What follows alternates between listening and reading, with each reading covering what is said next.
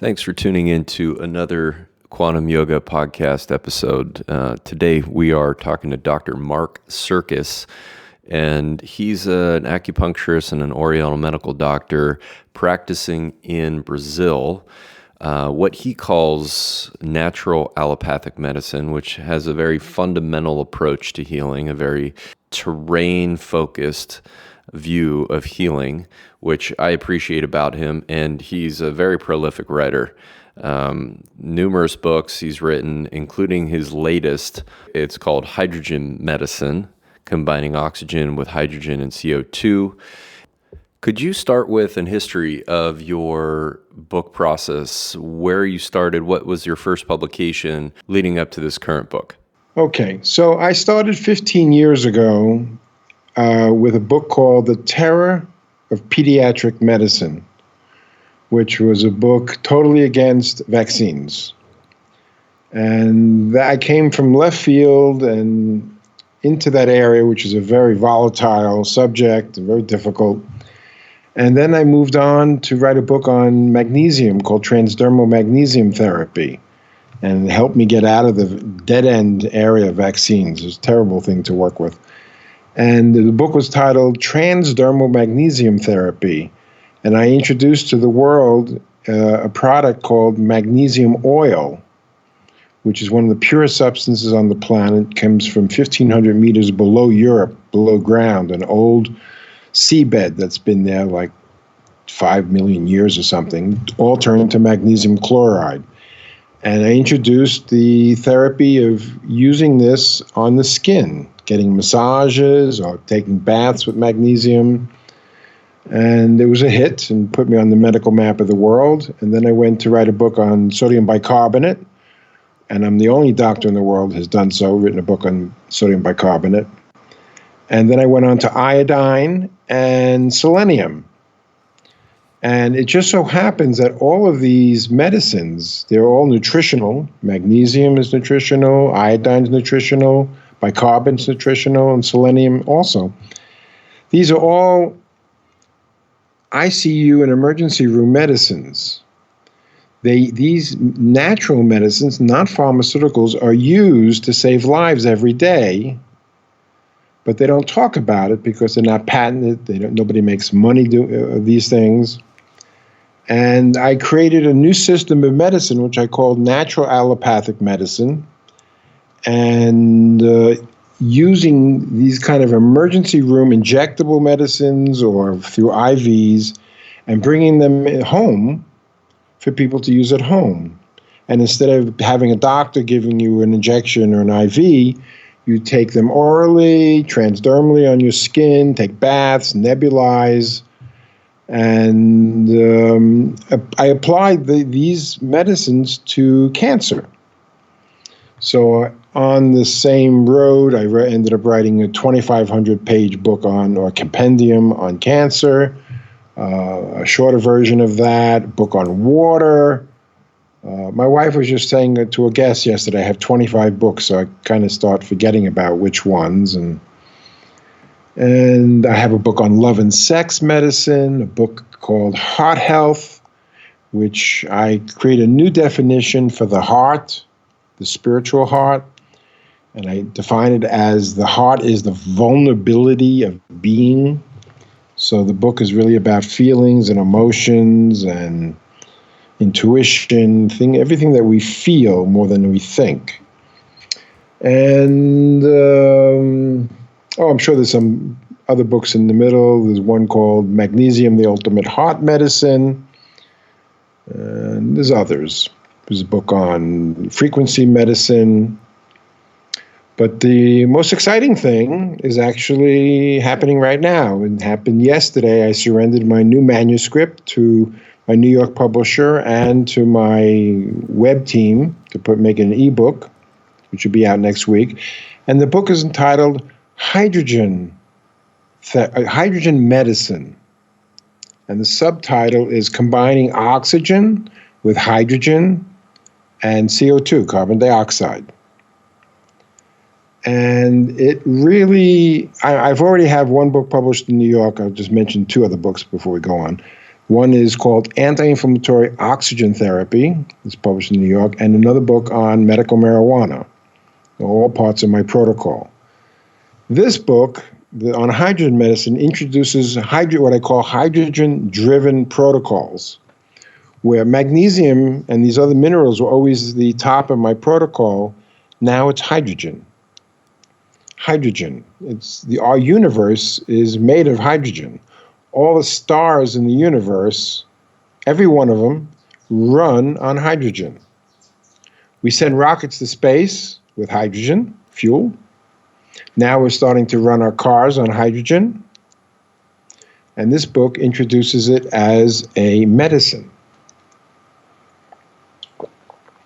And not only do I do that, but then I take another huge step and combine hydrogen with oxygen and carbon dioxide to get command of these three primary gases and use it from everything from being at death's door, patients with cancer, late-stage cancer, sepsis, to all the way through all the diseases down to just pure anti-aging, meaning a very healthy person could be, or an athlete, could use hydrogen for increasing performance, diminishing the pain of very intense workouts,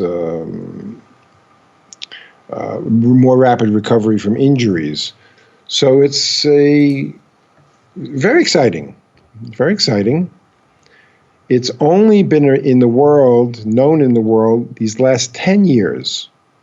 The first article in Nature magazine came out in 2007. And since then, there's maybe almost 500 studies, mostly from Japan and China, all indicating that hydrogen can save millions of lives. Just in the ICU, sepsis patients, just in America alone, we have 1.5 million cases of sepsis, and between 27 and 50% die. So we're talking about 500,000 deaths from sepsis in the United States alone. The numbers are much worse in the rest of the world. And actually, there's a doctor in a hospital who's been experimenting with sepsis patients, and they have a new protocol, and it's they use, instead of hydrogen, it's about vitamin C.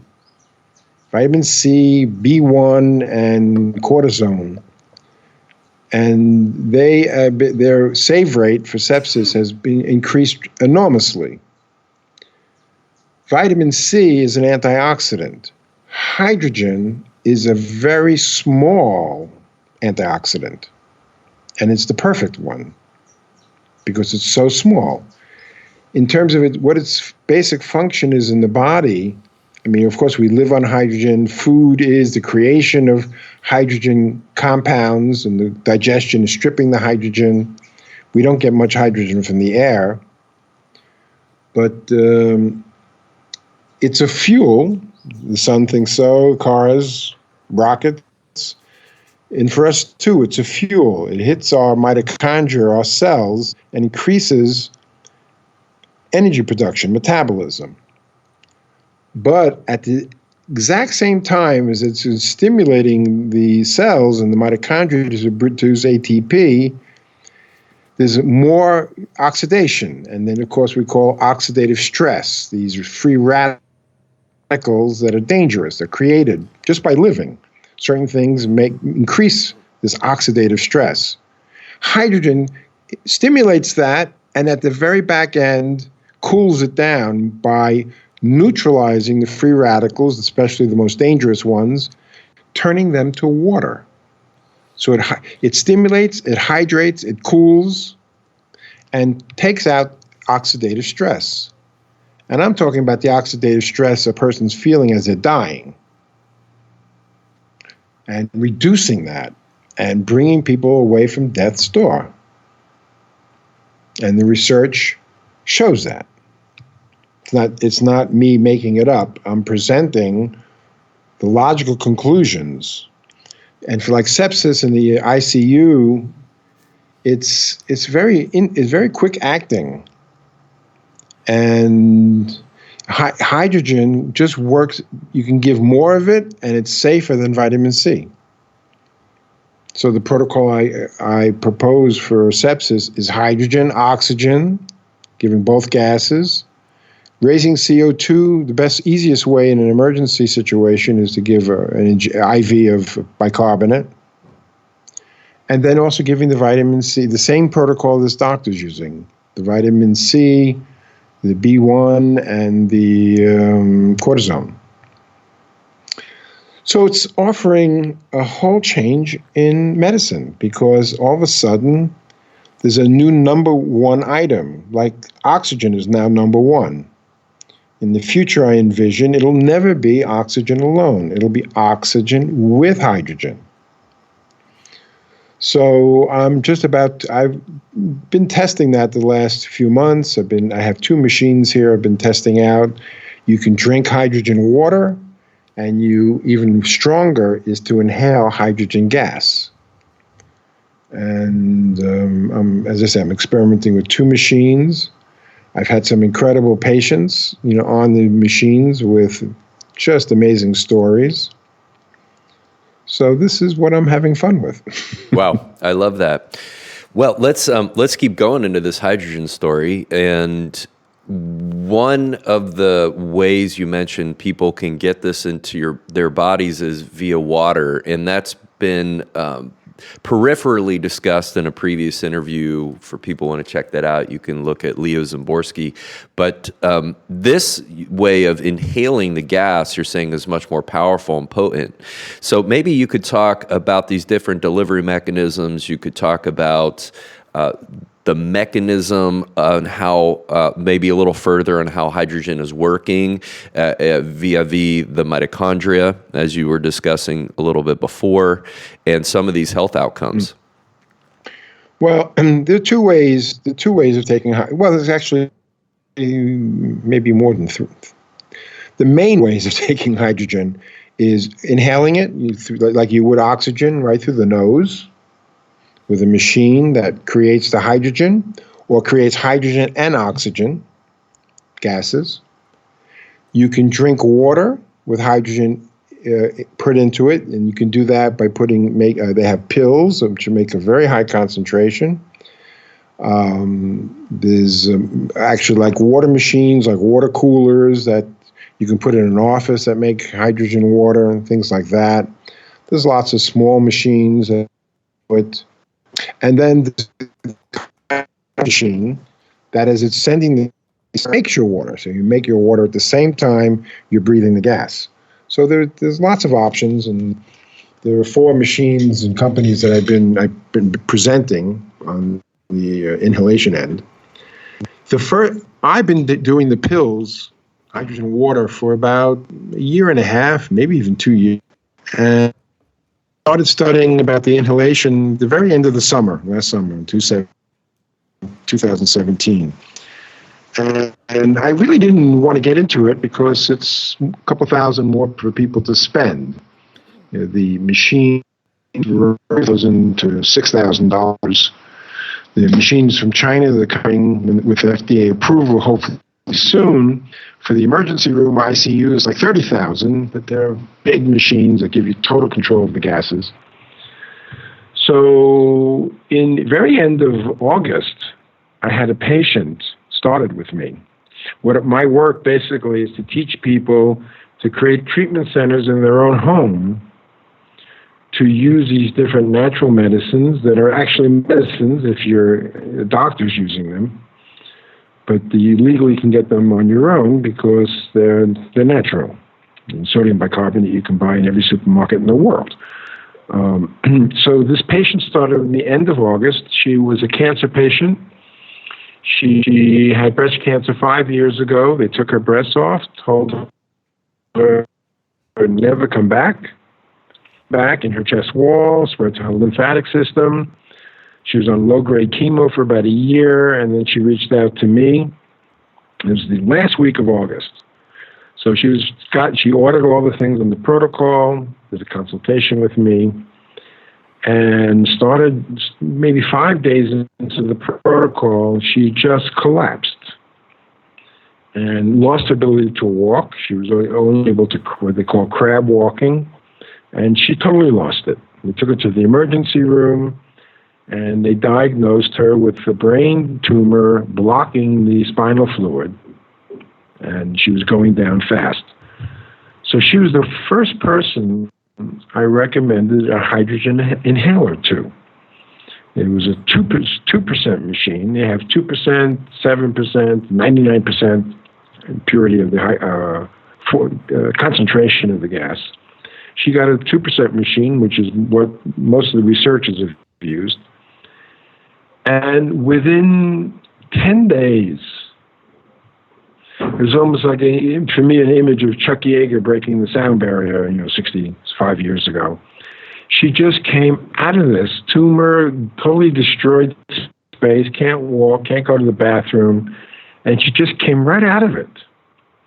And about a month later, she was complaining to me that she was gaining so much weight she had to buy some new clothes. She was back to walking around town. Nobody could believe that she was okay again. And I lost contact with her maybe in November. And about 2 weeks ago, I published another testimony from another cancer patient who also got on inhalation. And she was, I don't remember all the details, but she had, I guess, breast cancer. It had spread to her lungs. And she wrote this testimony, which was just, almost I fell out of my chair. She just had incredible recovery, feeling fantastic. And she sent me pictures from 5 weeks ago, right before she started the inhaler, and the new picture. And the first one looked like she was a cancer patient. The second one looked like she was a beauty queen. It was amazing. And at the same time I published that, my first patient wrote on Facebook to comment, and I was back in contact. It's now 6 months later, 7 months later, and she's totally fine. So these kind of testimonies had a great impact on me, and while I was writing the book, and I got my machine in I guess, middle of January, so about 8-9 weeks ago. And I'm a difficult case. Like, I'm a good doctor, meaning I'm a lousy patient. So testing things out on me has always been a very good way to do research. And I was hopeful that this would be as powerful as it was for these patients, for me. And the things I can definitely report on, I had neuropathy of my feet. I've had that for, God, as long as I remember, 10 years. It's been gradually getting worse. It's after 2 months of therapy, it's now 90% better. 90%. I was in Christmas time, I was in Rio de Janeiro, and I couldn't walk down the block without having to stop every 50 meters, catch my breath, and in pain. After 10 days on the inhaler, I was walking up and down the hills here with my wife for an hour and a half. So it had some pretty strong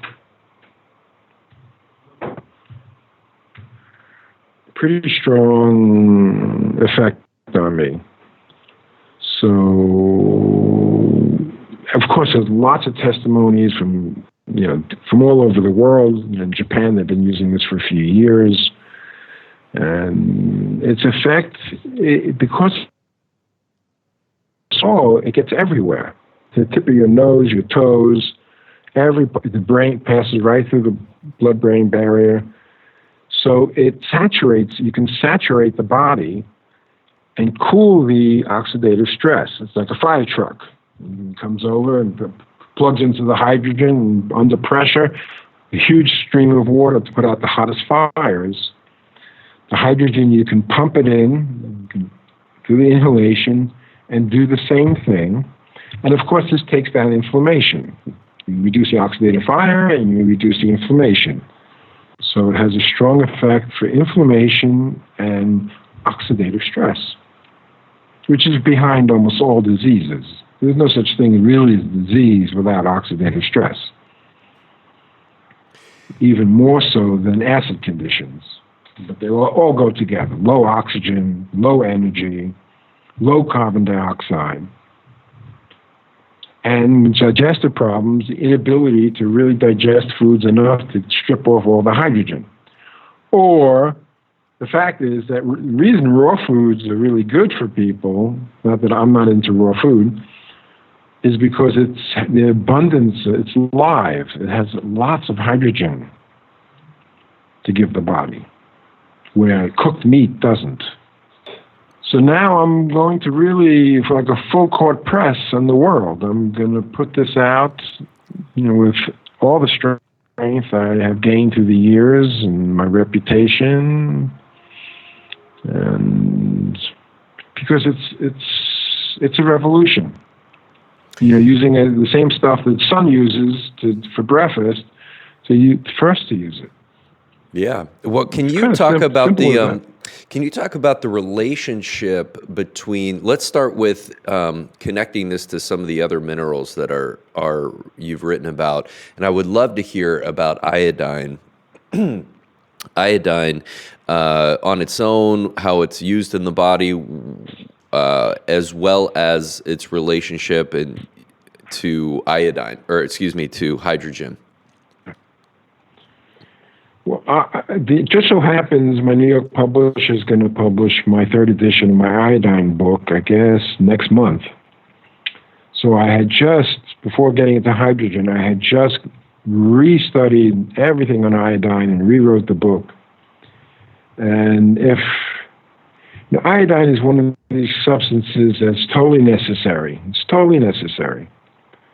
100 years ago, you walk into a pharmacy and the two big medicines you'd get was iodine and medical marijuana.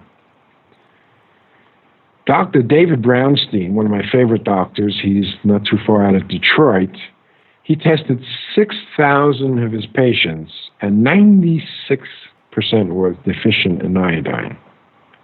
20% of those were very, very deficient in iodine. The main thing iodine is used for in the body, every cell needs it, is for metabolism. It's in the thyroid, creates the thyroid hormones with iodine. When you don't have enough iodine, which most people who don't live right on top of the sea do, foods are less, the iodine, the salt is worthless, basically.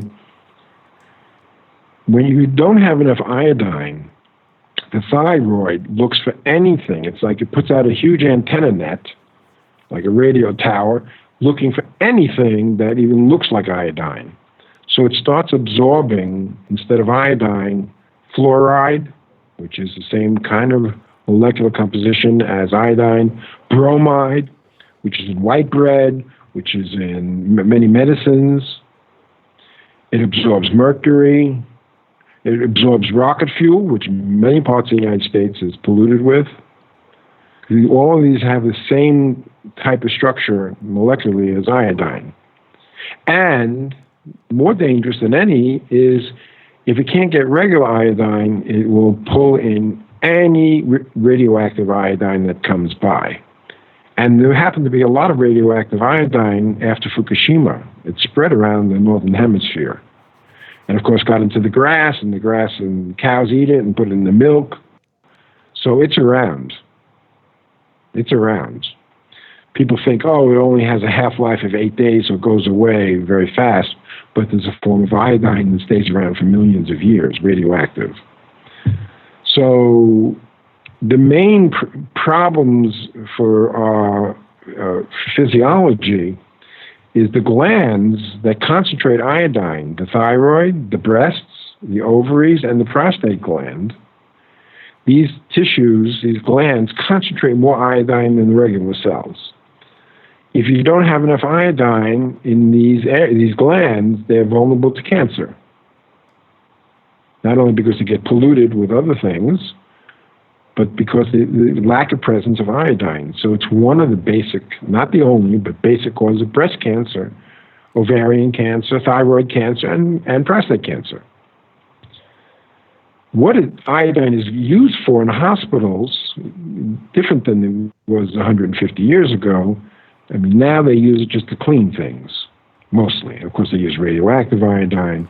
But 100 years ago, before antibiotics, and you had syphilis or any infectious disease, they would give you incredible dosages of iodine.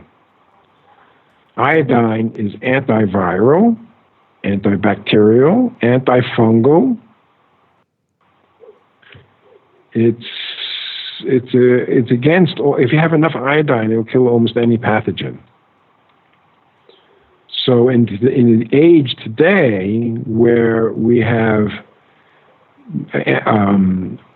antibiotic-resistant infections and antibiotics are losing their potency and not working, getting people into very dangerous situations, iodine is still there. And there's no such thing as a pathogen that can get resistant to iodine. If there's enough iodine, it kills, just kills. So one of my chapters in my book is replacing antibiotics and vaccines with iodine. If you're not going to vaccinate your child, well, you better have some other resources. And one of them, one of the main ones for children and their infections they go through, of course they go through less infections if they don't have vaccines, is iodine. How iodine relates to hydrogen, I relate a lot of the actually relate all the minerals to hydrogen through the increased utilization of oxygen.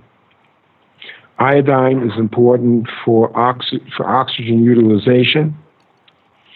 Magnesium is important for oxygen because it affects the shape, properties of red. Bicarbonate is very important for oxygen because it gives CO2 to the body. And you increase CO2 concentrations in the blood, which is another form of bicarbonate in the blood. Bicarbonate and CO2 are the same thing, really. By increasing that, you dilate the blood vessels, increase blood flow, and increase the oxygen dissociation curve. Oxygen, ideally, should always be supplied with hydrogen. It's not like now hydrogen's here, we don't need oxygen. Oxygen is the most prescribed drug in any hospital. And now, in the future that I envision for medicine, oxygen will always be given with hydrogen. Because oxygen also is, as long as you don't get too much, and it becomes toxic by creating too much oxidative stress, too many free radicals, is also very essential for healing. So we provide both, and all these minerals help this process because that helps the oxygen. So that's all presented in the hydrogen book. Now, you mentioned that if iodine is deficient, the cells that require iodine go looking for essentially alternatives, right? They're looking for, probably firstly in the halogen group, they're looking for something to fill that gap. Does that mean that for example, the thyroid could make thyroid hormones from these other halogens in replacing iodine? Well, that's the most original, creative iodine question I've heard in years. I don't know, but it very well could be. I've never heard anybody say anything about that. But it's amazing how life goes on. I mean, there's an epidemic of thyroid disorders, hyper, different diseases, all originating with the thyroid. But they don't think to solve it or define the diseases of the thyroid as a thyroid deficiency. So they give other drugs. Some of them have some iodine in them, but they don't just look to the bottom line. And iodine creates the problem, the lack of iodine. Under this new model of being essentially orchestrated by hydrogen, is that a good way to say this? That these essential minerals that you previously wrote about are still essential, they're just more orchestrated by hydrogen? Yes. I mean, the way I actually introduce hydrogen is it should be number one on every protocol. It's the first thing to go for. And to go for it with oxygen and increase CO2, which you can do two ways, taking sodium bicarbonate and potassium bicarbonate, and slow breathing. If you slow your breathing down, the problem with fast breathing, of course we breathe fast when we exercise because we create a lot of CO2, we have to get rid of it. But if you're sitting around a computer or sleeping and doing anything but exercise and you're breathing too fast, what are you doing? You're breathing out the CO2 that your body needs. You're lowering the CO2 level, which constricts the blood vessels, which increases blood pressure. So the three gases, especially when you're thinking about emergency situations, ambulance, emergency room, surgery, and ICU. These places where it's the first thing they go for is oxygen, but they should be going for oxygen, carbon dioxide, and hydrogen. Then the minerals come in because they're so essential, like magnesium. Surgery is going to be much safer with hydrogen. But surgery is also, and this has been around for a long time, is much safer if you administer magnesium before, during, and after surgery. Magnesium is one of the main lubricants of the body. That's why magnesium oil is a perfect name. It is oily, and that's why you can use it for massage, but it has an oil effect in the whole physiological process. Almost every 350 enzymes use magnesium. Glutathione is very important, the magnesium component. Integrity of cell walls, production of insulin receptivity. The list just goes on and on and on. And its main effect, different than other minerals, it's very relaxing neurologically. It affects to the nervous system very quickly. And to pain, inflammation, it's an anti-inflammatory.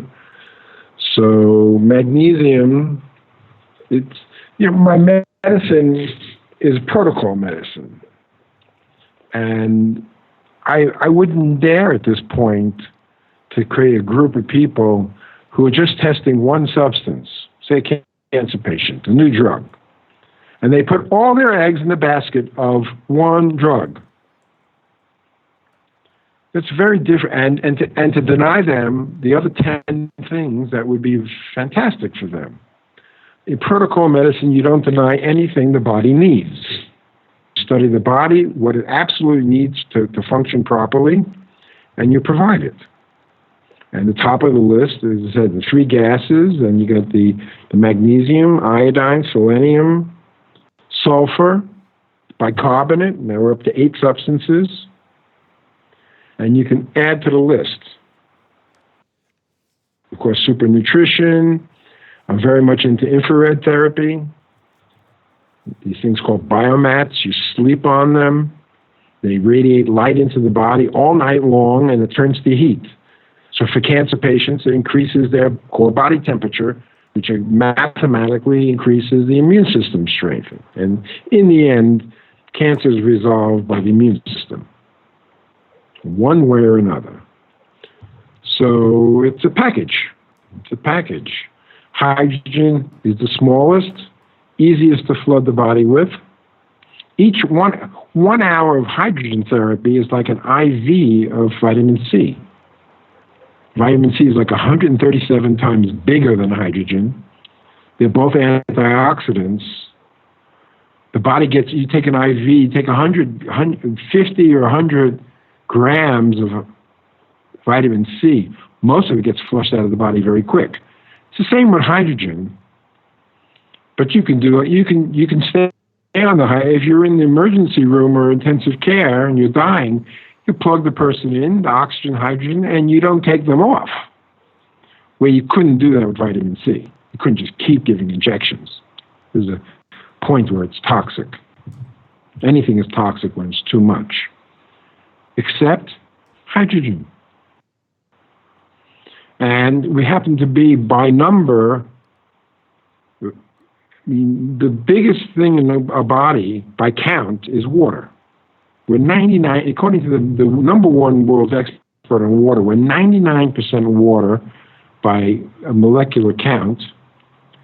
And there's twice as much hydrogen than oxygen in water. So we are hydrogen beings. So flooding the body, you're flooding yourself with a self. It's still physical. Hydrogen is physical, but it's the first thing in the physical universe. It's everywhere in the universe. It's flooding around deep space. Suns are eating it for breakfast, lunch, and dinner. I mean, by the Himalaya mountain range full every day. I mean, tremendous amount. So and why the future of economy will be hydrogen. It's a perfect fuel. It turns to water. The water is the byproduct. So it's very easy and handy. It's just coming to the world of medicine and health and anti-aging and beauty, because it really works on the skin diseases. So I'm sold. so let me ask a broader question here as I sort of practice opening my focus on what you're saying about hydrogen. So by introducing hydrogen and hydrogen being so healing, it almost makes me think that we are hydrogen deficient. And then I wonder, well, what is that cause? Well, most people are hydrogen deficient because they're dehydrated. 1% dehydration already puts you right into deficiency of hydrogen, meaning you're already down on your hydrogen count. Digestion. A lot of people have problems with digestion. The process of digestion, a big part of it is stripping off the hydrogen atoms from compounds, from organic compounds. When we get acid, most people are acidic. It's an epidemic. You take a pH strip, put it in your mouth and on urine, and you immediately measure. What are you measuring? You're measuring hydrogen. pH, the more acid you get, the more H plus one has. H plus, which is a hydrogen with an extra electron. No, excuse me. No, it's missing its electron. So it has a positive charge. It's not neutral. Neutral, this gas we breathe, these machines, they make molecular hydrogen, which is H2. H plus is a killer. It's acid. It's what destroys us. It takes away our cell's ability to carry and use oxygen. pH is also a measure of electricity, voltage. Same thing. pH and voltage, equals each other in terms of measurement. So you get acid with a H plus, and your oxygen level goes down. Not the only solution, but one solution, again, goes right back to the gases. You give the CO2 if you're slow breathing, or sodium bicarbonate and potassium bicarbonate, and you give the hydrogen. And as you're neutralizing the acids with the bicarbonate, you're flooding the body with molecular hydrogen, not H plus. So you were down in the level of physiology, like plants. We're at the fundamental level. And we're not so different. People think we're different than plants. Plants have photosynthesis, like we don't. Well, we do. Our bodies do absorb light. We do use oxygen, carbon dioxide, hydrogen, the basics that plants play around with, and they change from night and day in their respiration. We are similar biologically. We have a need We need the light, we need the carbon dioxide, we need the oxygen, and we need the hydrogen. So when doctors start realizing that they can tap into the primordial level of biology and physiological process by first providing these gases and then the minerals to support them from behind. Can we zero in a little more on the digestion piece of this low hydrogen, molecular hydrogen scenario? And you're saying it's a lack of stripping hydrogen from foods, essentially. Is that happening in one place of the GI system? For example, like lack of stomach acid, it's happening in the stomach, or it's the entire GI tract? The entire GI tract. And it's not just not being able to strip, it's the food quality of the food intake. You know, the quality, you're talking in America, the quality of food, the processed food, of the bulk of the food you buy in a supermarket today, it's not the same. Right? You take an orange today, it's not the same as it was 50 years ago. There's probably half the vitamin C in it. The soil has been depleted. The pollution, the chemical, whatever is the modern agricultural practices, it's all have led to a degradation of the quality of food. So the quality goes in bad. It's right before. Then, if you don't have enough stomach acid to digest and to really digest, especially the minerals. And then it goes into the small intestines, and you have to have enough bicarbonate produced by the pancreas to neutralize the acid. So it's a step-by-step. In the intestines produce a tremendous amount of hydrogen gas. But how that relates, to your question of digestion, it's... Well, when the intestines, that's why probiotics is so good. You increase digestive efficiency. Well, it's healing. And that's why, especially for sick people, I recommend superfoods like spirulina, liquid seeds, where they liquefy seeds in this very incredible process, so it's very easy to concentrate nutrition. Wheatgrass juice. These type of things can provide, very quickly increase the digestive profile, especially if you fast on them, like a spirulina fast, drinking just juice and spirulina or even water and spirulina. A few days and the body is just taking off like a rocket. Even without superfood. I don't recommend it as much. Water fasts. I mean, they're, for most people, difficult, but they provide rapid healing. Rapid healing. My philosophy is create the same dynamic, just liquid foods, and add the superfoods to them. So it's like,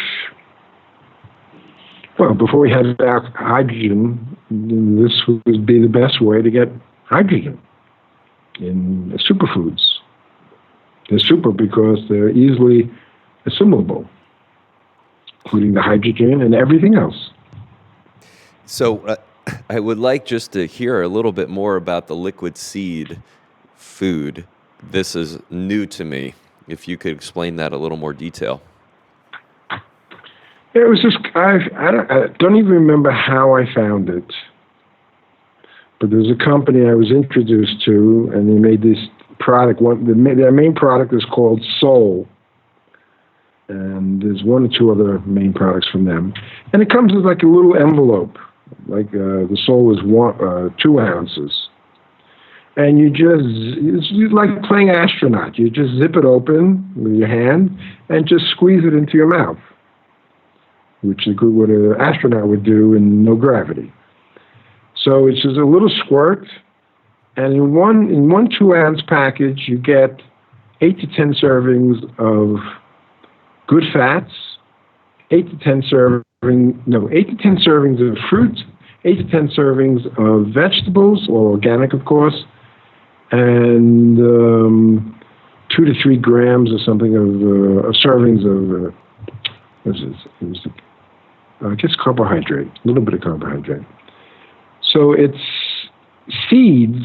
Seeds are, powerhouses of nutrition, because what is the purpose of seed? To have enough nutrition to create new life, to create a new tree or whatever. So by liquefying them in a very good process, you have access to the nutrition of seeds. So you can take a lot with little effort and little energy to digest them. So it's convenient, tastes good, and people have been having a lot of success concentrating on this kind of nutrition. One of their products, of course, has spirulina in it and chlorella, so it's nice. And for the people who are really sick or in the hospital, the hospital food is garbage. Everybody knows that. Well, nobody's going to stop you from just squeezing a 2-ounce thing into the person's mouth. Giving them a good meal. Giving them a good meal. Cancer patients, most people die of cancer from lack of nutrition. The cancer's eating all the nutrition. So this healthy cells start starving. So I like the liquid seeds. Okay. Well, just to finalize our conversation around hydrogen, iodine, magnesium, vitamin C, you have some particular kinds of these minerals and inhaler that you like to use. Could you identify those for us? Well, the magnesium, the best products come from the Digestion Sea, which is underground sea, starts in England and goes all the way into the Ukraine, I guess even to Russia. So they pump it up as an oil. It's never been touched by the environment, so it's very pure. The brand name that I'm most associated called Ancient Minerals. Bicarbonate, I recommend in my protocol, of course, you take bicarbonate right from the supermarket. Nice way of drinking that is squeeze a lemon into it. The lemon, the acid, does the same thing the stomach acid does. It turns it into carbon dioxide.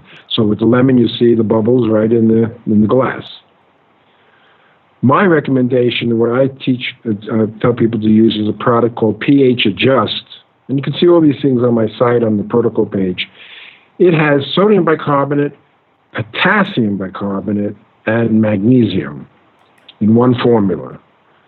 So with adding the potassium, you get the benefits of potassium.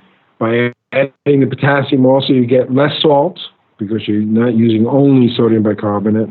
So it's a nice formula. The selenium is the stuff I recommend is super special, super special. It's the only one in the world that is a legacy of this work from a Dr. Vivinci, a surgeon in New York City. And he used to inject the special form of selenium to cure cancer.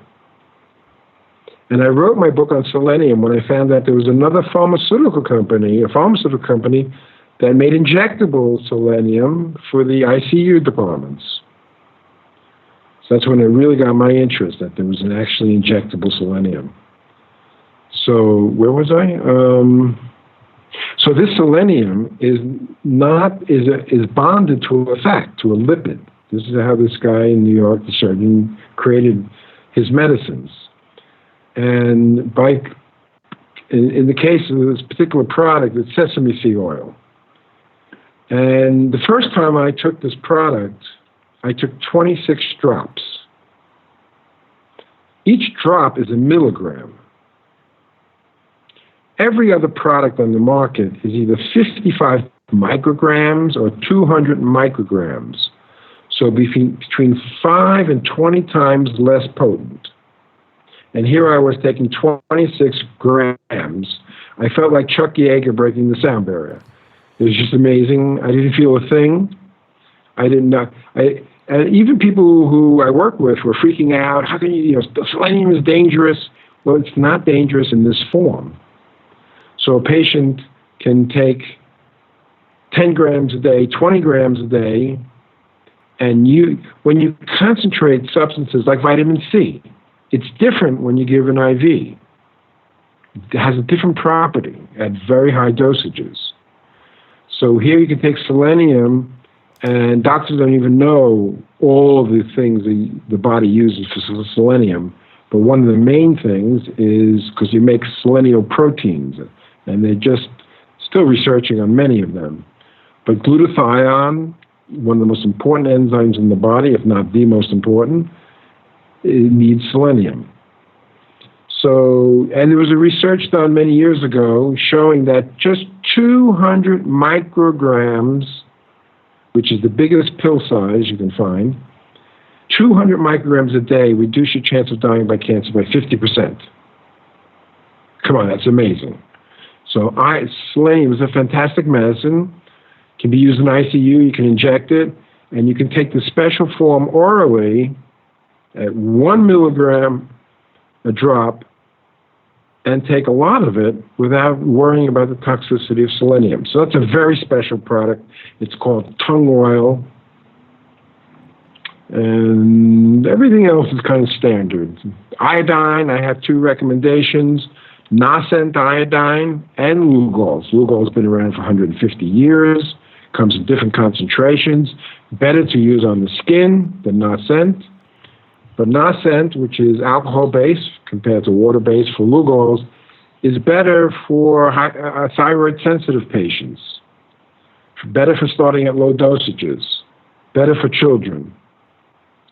It's because it's a different form of iodine. It's iodine I1, which is like singlet oxygen. It's not molecular. So the body, it's more usable by the body. So, but I recommend both. Because for cancer patients, I recommend women paint their breasts with iodine. For men with prostate cancer, they paint their scrotum with iodine. And skin cancer, hydrogen and iodine would be the 2 main medicines. And then for the hydrogen, you like the vital reaction inhaler. I just got mine 2 days ago. I plugged it in. I just plugged it in this morning. What I've been using, and it looks beautiful. It's very expensive. It's $5,000 with a 10% discount. If you go through me, it's $5,500. That's pretty expensive for most people. I have been using for 2.5 months a machine called AquaCure. It's the vital reaction comes from China. Very modern machine. It just puts out hydrogen, but it puts out a lot of it. At 7%, puts out I think 4 liters a minute. The AquaCure you can get for $22.50, so less than half the price. And it puts out hydrogen. It puts oxygen, so it combines the gas, and it puts out a plasma form, a different form of water vapor. It's a water gas, H2O gas, but not steam. It's a cold gas. So it has this. I like the machine. Number 1 for the price. Number 2, it's made in America and Canada. And 3, the future of hydrogen machines is combining the gases. Though all of the machines will work, hydrogen is hydrogen. And, I'm into oxygen therapies as well. I have a book called Anti-Inflammatory Oxygen Therapy, which champions EWAT therapy, exercise with oxygen, in a new way. The old way in Europe for 20 years is you get a strong oxygen concentrator. It has a little tube, a thin tube, put on a mask, get on a bicycle, standing bicycle, get your heart rate up, and you breathe 10 liters a minute of oxygen.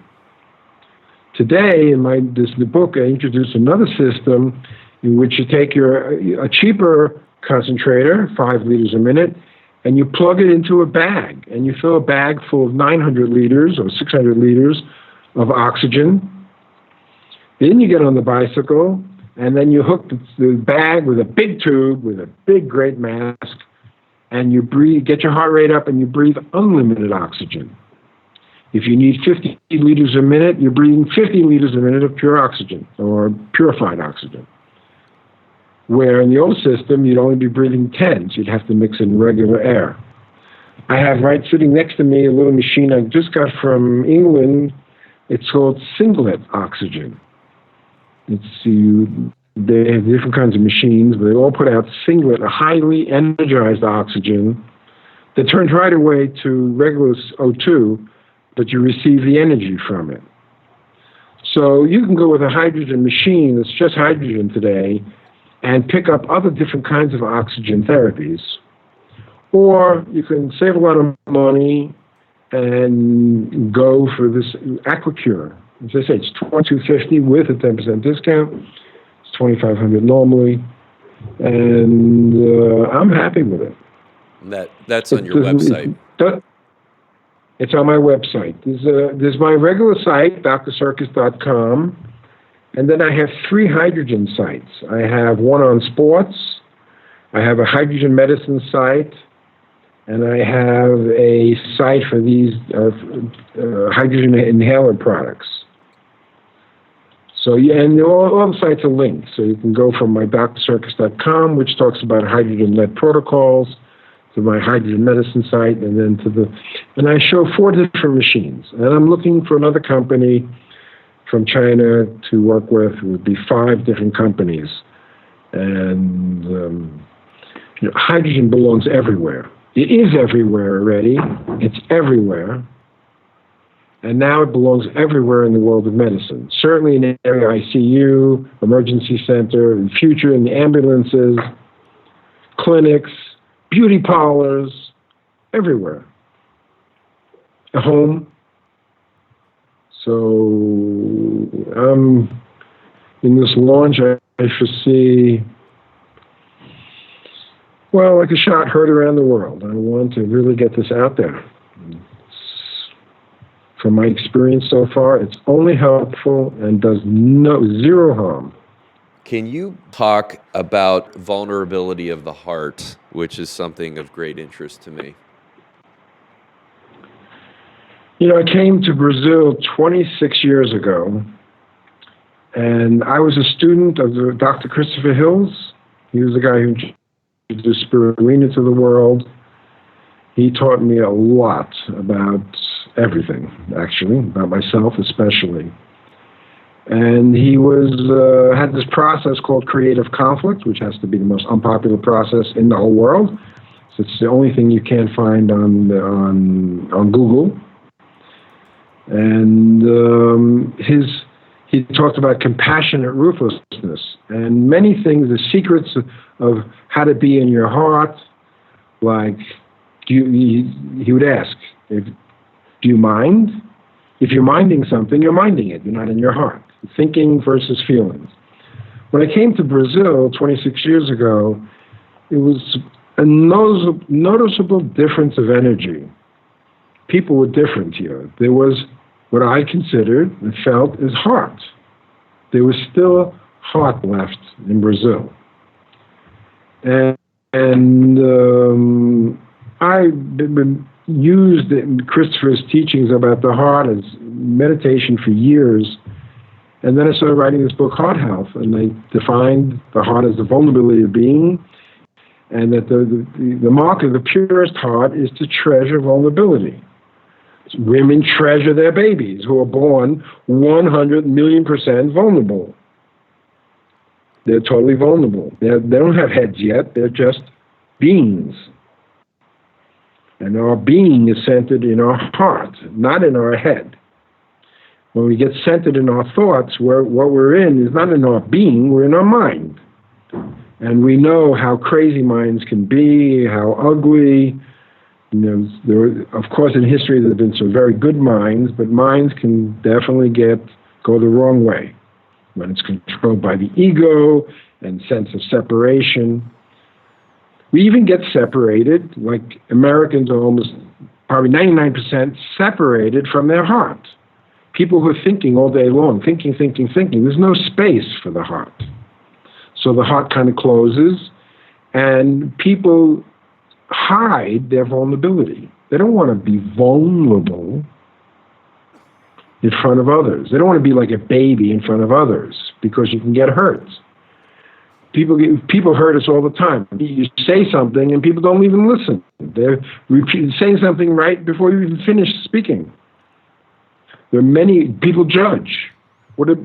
People don't want to be vulnerable to that, but the key to the heart is being vulnerable. So I made this my religion. The bottom line of my religion is vulnerability. That's the center of my book. Einstein, he said, I think with intuition. I think with intuition. And then he defined intuition not as an emotion, but as a feeling. So he basically said his intelligence comes from his feelings, because intuition is the most sensitive of all our feelings. We just feel something's right or wrong. It's yes or no. So I made my life. I'm one of the few people I know who actually conquered his mind. I had a big head, big when I was younger, big conceptual mind, thinking all the time, especially about myself, self-obsessed. And I eventually, through working with the meditations of Christopher Hills and creative conflict, which is a way of seeing yourself through the eyes of others, I was able to do almost the impossible, to stop my mind, first for 20 minutes at a time. And then it became, after years of doing that, stopping my mind, my mind became slower and slower until my heart just burst open. And I work through passion, I work through heart, I work through feeling. I do my science that way. All because, in reality, the strongest person in the world is the most vulnerable. Because when you're totally open, you're not afraid to show yourself. You're not afraid to be hurt. You're not afraid to suffer. So that's and my therapy that I do with people. I'm really more of a therapist than a doctor. So when I work personally face-to-face with people, it's going into the deeper things. I don't need to be a nurse and administer the medicines. People can do that at home. And so the creative conflict process, I adapted to one-on-one situations. My wife and I, we live deep communication with each other. So that's my story for today. Thank you, Dr. Sircus. So before we sign off, let listeners know how they can get your hydrogen book and other books, connect with you online, and keep up to date. Well, the best place to start is on my main site, drsircus.com. That's DRSIRCUS.com. From there, you'll see right from the top molecular hydrogen and linked. Go to my hydrogen site, and then it'll take you to the product site from there. The book right now, today, if you go to my site and sign up for the newsletter, you get a free PDF on the first 50 pages of an early edition of the book, the hydrogen book. Next week sometime, I will launch the book. I will sell it for $29.99, and yet offer all my readers a chance to get it for free by filling out a form and putting in 5 of their friends or family members and sending the book to them. So even when the full book comes out in about a week or so, people will get to get it for free.